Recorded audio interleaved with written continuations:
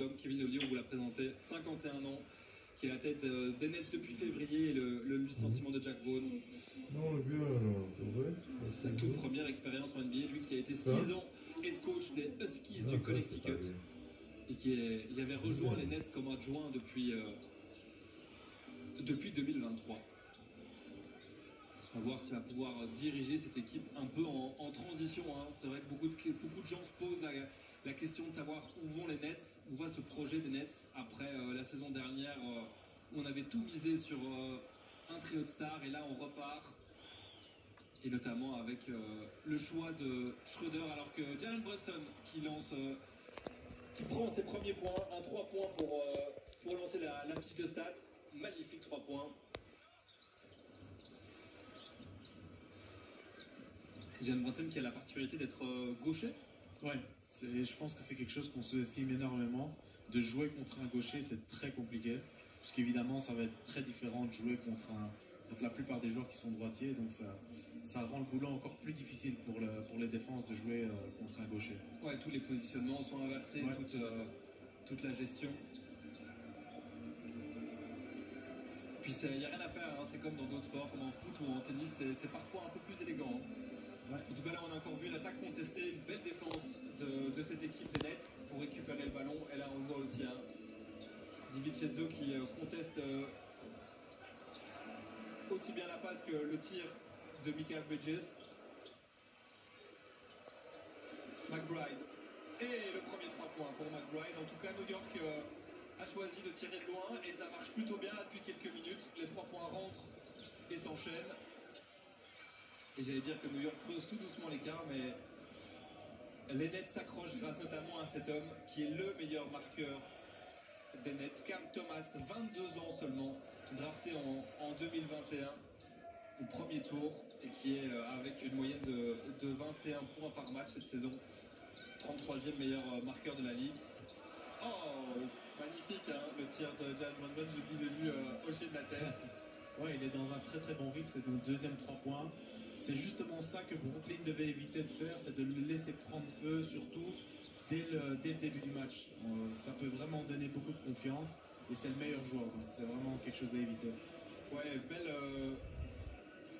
belle réalisation de 3 points aussi pour Mikal Bridges. Et on voit les deux équipes qui, on est tout bonnement à 100% dans les deux camps à 3 points.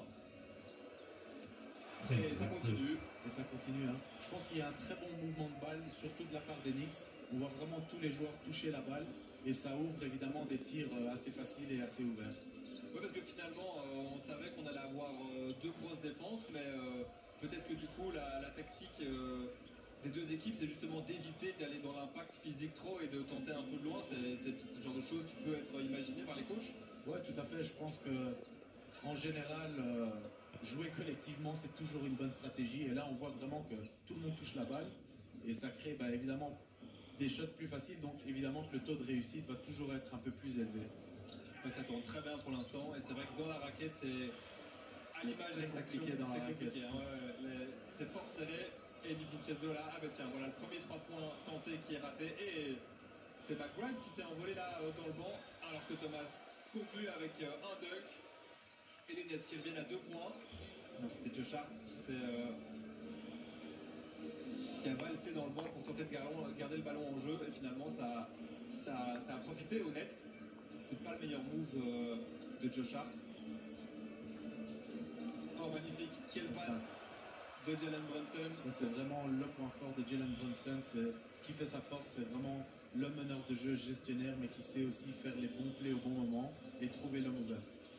Oui, c'est un truc qu'on va essayer de décortiquer, hein, Jalen Brunson, qui n'est pas connu pour son pourcentage d'assists moyen par match. Non, je regarde. Qui fait la différence tout seul, mais il ne force jamais les choses. Et on va je regarde depuis mon téléphone, en plus j'ai une meilleure vue. Sa lecture de jeu je vois que ça. en temps réel qui est assez impressionnante, alors que les Nets continuent d'arroser à 3 points avec Johnson. Et le taux de réussite qui est toujours maximal pour Brooklyn pour l'instant, au 7 mètres. McBride. Allez, tout seul McBride. C'est bien joué tout ça. Très bien joué. J'aime beaucoup ce joueur qui est vraiment très agressif offensivement, même défensivement. Il aime bien mettre la pression. Il apporte aussi beaucoup d'énergie. Il fait énormément de bien à New York. Belle défense là de Brunson sur Schroeder, le duel des meneurs dont vous parlez. Mais comme on a vu, hein, c'est très difficile de rentrer dans la raquette. Je sais que les deux équipes sont très axées sur le fait de vraiment bloquer la raquette, de bloquer les pénétrations, parce qu'ils ont déjà des très bons pivots, même si Mitchell Robinson, l'un des meilleurs contreurs de la ligue, ne joue pas. Ça reste vraiment une très bonne équipe défensive à l'intérieur et on voit que les équipes en profitent pour shotter un peu plus à 3 points et en plus ils ont la réussite. Ouais, on a eu un début de premier carton qui est passé à la vitesse de l'éclair. Beaucoup de points, beaucoup d'énergie, beaucoup de dynamisme. Honnêtement, on s'y attendait presque pas à ce match aussi, on va pas dire ouvert, mais prolifique en points, ce début de rencontre. Probablement que les deux équipes vont encore un peu plus se régler. Mais non, pour moi, franchement, les premières minutes, ça s'annonce d'être un très bon match. On voit de l'intensité, mais aussi du jeu assez intelligent où tout le monde touche un peu le ballon, on prend les bonnes décisions et en plus de ça, il y a de la réussite. Donc je suis curieux de voir, évidemment la réussite ne va pas rester comme ça tout le match, mais je suis curieux de voir comment le reste de la rencontre va se jouer. Clairement, les deux équipes se sont mis en mode rivalité pour ce début de match et ça fait plaisir. On n'aurait pas envie de voir un match où une des deux équipes s'envole et que ce ne soit pas accroché justement. Surtout vu le bilan actuel des deux équipes, les Knicks eux restent sur une défaite face aux Nuggets, 113-100, défaite des mains de Jokic notamment. Mais globalement, le bilan des Knicks est assez bon. Sur les 10 dernières parties, on est sur un 6-4, un score plus ou moins moyen, alors que justement pour les Nets, sur ce dernier sprint, vu qu'on est qu'à 12 rencontres de la fin de la saison régulière, eh bien le bilan des Nets il est assez compliqué. On est à 2 victoires pour 8 défaites, avec notamment un dernier revers face aux Bucks, 115-108. Et cette équipe des Nets qui n'est vraiment pas dans la meilleure des dynamiques pour l'instant. Ouais, c'est pas facile, hein. Je pense que le fait d'avoir des nouveaux joueurs, un nouveau coach, d'avoir eu des blessures, c'est pas facile pour une équipe de rester consistant sur toute une saison. Et c'est là qu'on voit l'importance d'une organisation, de la direction, de pouvoir mettre des bonnes choses en place, de pouvoir mettre une structure, des pièces qui ne bougeront jamais, entre guillemets. Et on voit que les Nets sont un peu difficiles, mais ça reste prometteur. Je pense que 10e à l'Est cette année, l'Est est très fort, je trouve, cette année. Et voilà, ils ont encore toutes leurs chances de jouer un play-in et possiblement les playoffs. Ouais, beaucoup d'homogénéité à l'Est, entre le niveau d'équipes comme Cleveland, Orlando, New York, Indiana. Il y a pas mal d'homogénéité. Et puis, quand on voit qu'il y a encore Philadelphie, Miami, évidemment, qui sont là, ça promet des playoffs et des play-in très très très chauds. Mais c'est clair que pour Brooklyn, le temps presse vraiment beaucoup. Les Nets vont faire un dernier petit point classement avant que le jeu reprenne. Les Nets ne sont c'est déjà énorme, à 4 victoires des Hawks. Et donc ce soir, il faut gagner absolument sur le parquet du Madison Square Garden. Alors qu'on est reparti dans ce